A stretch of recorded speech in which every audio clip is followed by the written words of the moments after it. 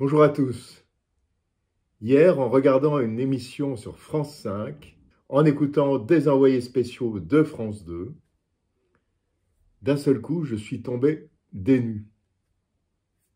Ils n'ont jamais, je dis bien jamais, eu le droit de suivre les troupes ukrainiennes avant et après l'invasion russe. Jamais. Écoutez ce témoignage de ces deux envoyés spéciaux. Nous, occidentaux, nous, Européens, nous, Français, on est persuadés d'avoir tout un tas d'informations, surtout compte tenu de ce qu'on nous dit de la fermeture de ce qu'il y a là-bas. On constate cependant pour les analystes que justement on a de moins en moins d'informations qui viennent de là-bas et que donc c'est très difficile finalement de s'extraire du flux informationnel qui, pour l'Ukraine, ce que je ne dénie pas. Que notre traitement n'est pas équilibré.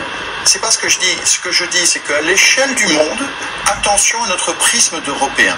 C'est tout ce que je veux dire. Et que cette guerre informationnelle, elle est certes gagnée par les Ukrainiens en Europe et aux États-Unis, mais elle n'est pas forcément gagnée à l'échelle du monde. C'est tout ce que je dis. Comment est-ce que vous réagissez à ce que... Moi, je réagis d'une manière assez particulière. C'est que nous, on a demandé plusieurs fois l'autorisation de tourner avec l'armée ukrainienne. Et ben, c'est un blackout total. Si vous regardez les réseaux sociaux aujourd'hui, il n'y a aucune image de bataille du côté ukrainien comme du côté russe. Donc, c'est ça qui est dingue. C'est qu'en gros, en fait, effectivement, ils ont gagné la bataille de l'information des amis ukrainiens. Mais nous, on n'a pas... La bataille de l'émotion. Je sais pas si voilà, la bataille de l'émotion. Ça, c'est le président ukrainien qui va gagner aussi.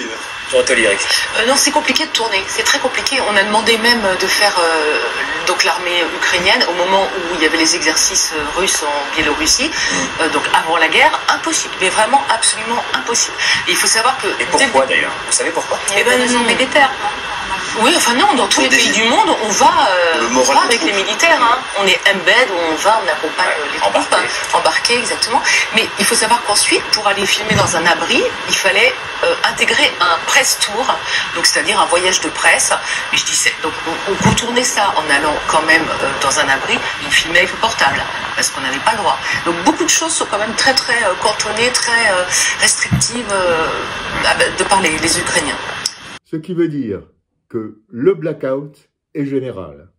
Le blackout du côté russe, il est évident, et le blackout du côté ukrainien, il est manifestement évident.